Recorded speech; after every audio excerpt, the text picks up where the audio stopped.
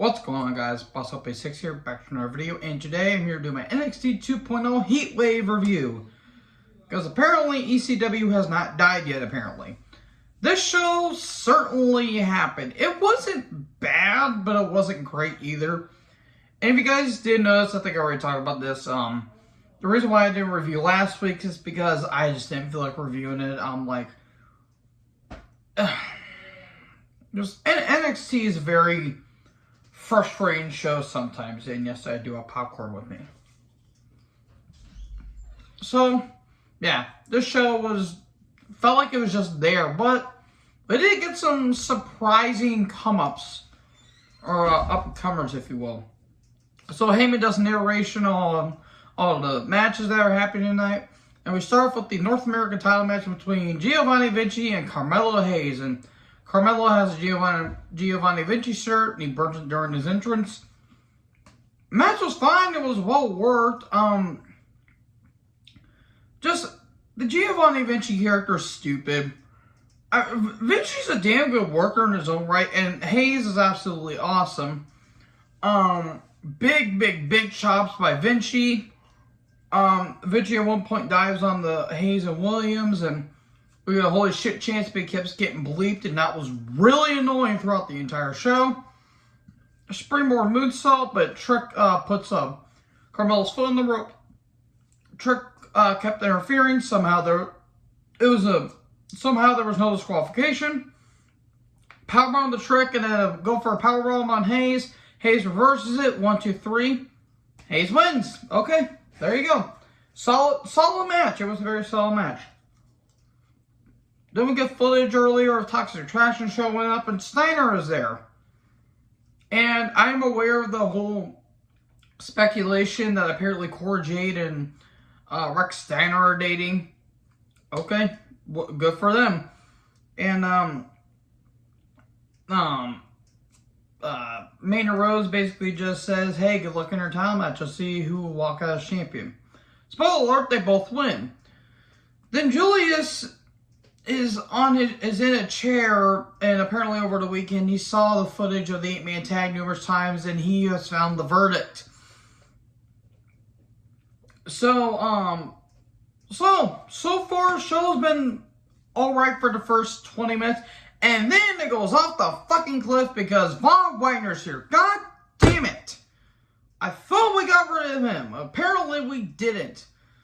Stone and Wagner are backstage, and they talked about, "Oh, Sokoa, you may have beaten me in Street." Why the fuck is he talking? God bless the man. He looks confused. As I aggressively eat my popcorn. Who asked for this? Who asked for this? I just want to talk. I'm still the leader of the jungle. Fuck all of this. So, Diamond Mine come down, and Julius says, "We found the imposter. It's you, Roderick Strong," and Roderick Strong's denying it. Can you stop having Roderick Strong talk, for the love of God, please? Great athlete. He is terrible on the mic. But he keeps denying it. Roll the tape. "Oh, it could have been D'Angelo." "Well, I'm sticking with your side," Julius says Brutus. And then it's like 3 against 1, but even though Damon Kemp doesn't know what side he wants to be on, all of a sudden Gallus shows up, which is Wolfgang, Joe, and Mark Coffey, who are a pretty damn good trio in NXT UK. So they attack Diamond Mine. Okay, more on them here a little bit, but okay, that was shocking. So Perez is backstage, talks about how this is 20 years of friendship going down the toilet. They're making it seem like a teenage drama. It's very, very staged and very phony. Jade comes down. We cut the break, and then we go to the backstage where Stark is getting ready for her match later on. Then Nikita Lyons shows up. More on them here later. And then Devlin's in an ice bath because he's preparing for the main event. Jay versus Perez. They tried. Oh my God, that these women tried. It wasn't bad. I just didn't have a reason to really care about it because, okay, the Jay character was getting booed and people were getting annoyed by her. So turning her heel wasn't a bad idea. You risked the NXT Women's Tag Titles, though. Why? It makes no goddamn sense. So, the match happened. It wasn't bad. Jade is going to get there. Roxanne, she's still young. These are basically two prodigies. And Jade grabs a stick, but Perez beats her up and grabs it. She wants to hit her, but she throws it down. But then she gets hit with the DDT on the stick. Referee doesn't call a DQ for some reason, and Jade wins. Okay. Whenever I saw that, I immediately got a flashback to when Elias and Seth Rollins were having their feud in 2018 for the IC title. And Elias DDT Rollins on a chair, and he got the pin on Rollins despite the referee didn't call a DQ for some reason. I don't know why I got flashbacks from that, but okay. Okay. Jade wins. Cool. I guess this feud may continue. Who knows? So, Fallon Henley, the former Tesha Price, good lord, she looked great tonight. Briggs and Jensen are backstage. And then all of a sudden, Gallus shows up, and they're like, hey, they're like, you got your 15 minutes of fame. We've held the title for like 483 days or something like that. They held it on for a long ass time because of the whole pandemic and the lockdown and all that stuff. And, okay, tag team match next week. You're on. So, D'Angelo and the Santos video package. Cool. Steiner's backstage, and then Cruz shows up, and he's kind of eyeing the NXT title. Okay, I wouldn't mind a match between those two. I did, because last week Roderick Strong and Apollo Crews had a match. It was a pretty damn good match, I will say. And then Santos is on the street, which sounds like a really weird sitcom that never aired. Like, they had the writing and the production and all that stuff, but it never aired. And then Legado del Fantasma there. And Elektra Lopez, my God, she rocked that green tonight. Sounded a little less dirty in my head, but I'm rolling with it. Santos with the Legado del Fantasma versus Tony Angel with Stacks. Street fight, if Santos wins, LDF is free, but if he loses, he'll leave NXT forever. Look, this match did nothing. These guys are really good athletes. They really are. This storyline's been fucking dumb. I mean, it's really, really been dumb because they had to kill off 2 times because he got a wellness policy and now he's in AEW. It's been convoluted as fuck because we didn't know who the heel or the face was. Now, all of a sudden, Legado del Fantasma are the face despite them being heels for a long time. It's just a confusing ass storyline. It really didn't do anything for anyone. A chair gets thrown at at Tony. Outside looked like that hurt. Her Karana onto a chair. Santos works on the knee. And then Stacks dives on Wilder Mendoza. And then Wilder attacks Stacks like a couple minutes later. Trash canning the lid to the head. Ouch, that looked like that hurt. And then Tony works on the arm. And then Wild just fucking swings the crowbar at Stacks. And it looked like it got Stacks like right here. Ouch, that looked like that hurt. I couldn't tell if it was a real or a fake crowbar, but the way it sounded, the way it looked fake. I hope it wasn't real because that would have probably hurt. That would have probably killed someone, in all honesty. So, Tony runs into Lopez. And then Tony and Santos, they get into a double down.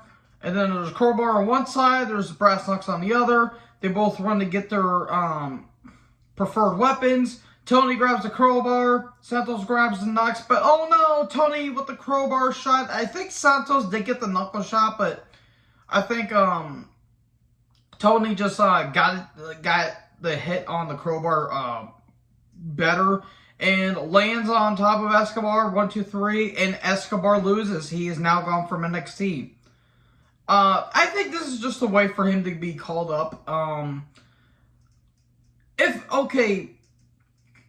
Santos is getting called up, then the entire Legado del Fantasma faction should be called up, because what else do you have for them? Like, what else do you have planned for Legado del Fantasma after this? Literally nothing. So yeah, I didn't really give a shit about it. I hate saying that because these guys are really good workers. I just did not care. So, Indy, Katana, and Carter are backstage, and Indy congratulates them on their title win a couple weeks ago. God, why does Katana or Casey Catanzaro, why does she sound like a fucking mouse? Or why does she sound like a Mickey Mouse, but somehow Mickey Mouse seems more endearing? I don't get it. Indy gets a letter and has index written all over because Dexter Lumis is coming back. Yay! Don't bring the way back. For the love of fuck, don't bring him back. That was a terrible idea. All of a sudden, Blair Davenport shows up. She was on NXT UK for the women's division. Okay. I don't really know much about her. I've seen a couple of her matches. She can work. And she rips up the note, or she rips up the letter in front of Indy. Are they feuding over a letter now? They are fighting over shampoo. So, and then we get a stranded Wendy Chu video package, for fuck's sake. Oh, God damn it. They're having a lights out match next week. Can we stop with the no DQ stipulations, please? I feel like if we don't have a no DQ stipulation every week, the wrestling world's gonna fucking implode. I swear to God, like, what's with NXT and the no DQ matches lately? Like, they had a street fight a couple weeks ago. They had a no disqualification match, I think, a few weeks back. They had a street fight here. I know they're having a lights out match next week. What the fuck? Weapons matches don't make everything better immediately. Good God damn it. So yeah, I'm supposed to take Wendy Chu seriously. She's a good worker, but it's a gimmick. And she's a wrestler that wrestles in pajamas. How am I supposed to take that seriously? That's like me in my Winnie the Pooh costume. I can literally go and put on my Winnie the Pooh costume, go to an indie show right now, and be one of the most over people in the world, and I'll be somehow more credible than Wendy Chu in fucking pajamas. Ugh, I fucking hate these gimmicks. Anyway, Zoe Stark, who just got back from the retirement home, took on Mandy Rose with Toxic Attraction women's title match. Cool. I don't care. I knew Zoe was going to lose because her and Nikita are getting called up for some reason. They are not ready for the main event, for the main roster, especially Nikita. Nikita is just a look, and that's it. She was red hot, and then after her injury, it seems like she got worse. How the fuck is Zoe nearly 30? She's like, I know a friend that I used to work out with Walmart, and she looks fantastic compared to Zoe Stark.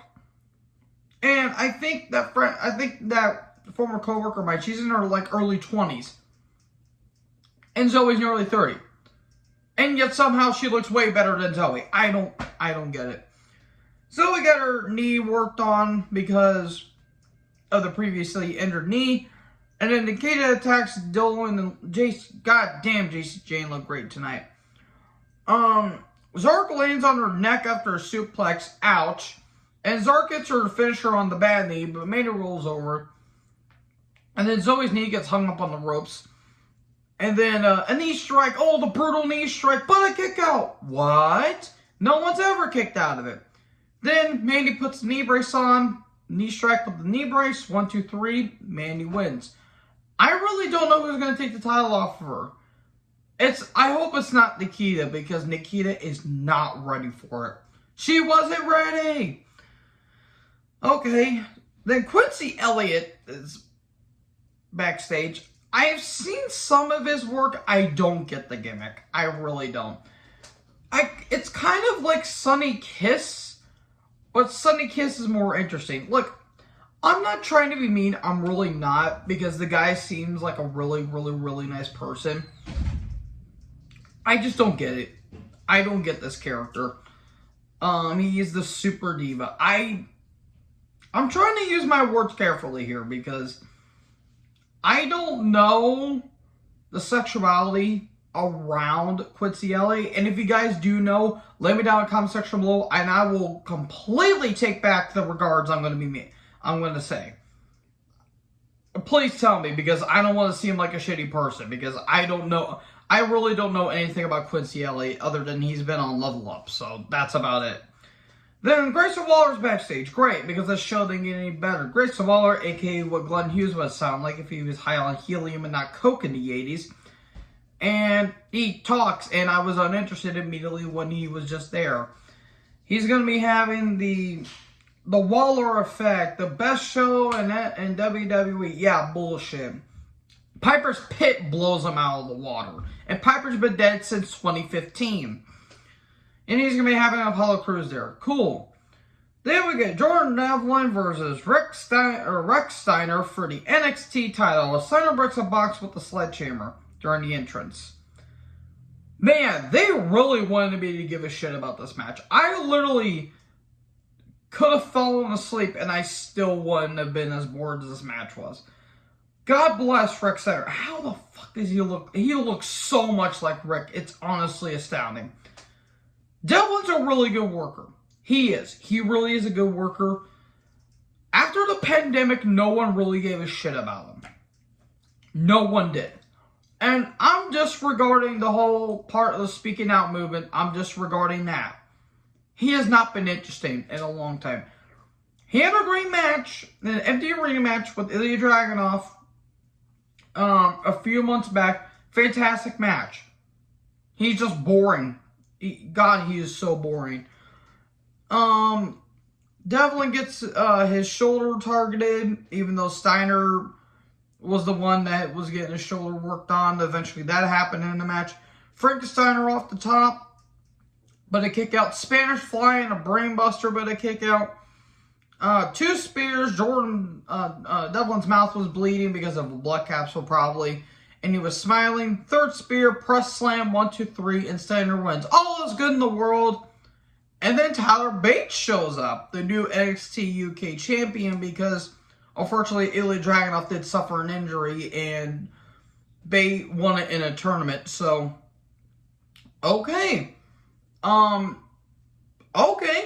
I'm interested to see what they're going to go for here. I think it's going to lead up to when Worlds Collide. That's happening sometime, maybe in a few months. I really don't know. But if we're going to get title versus title, I would love to see that match. So, yeah, NXT 2.0, it was just there. But anyways, what did you guys think about the show? And let me know in the comment section below. Should like, comment, subscribe. Tap the logo for more notifications. Join the herd. Talk guys next video. Peace out.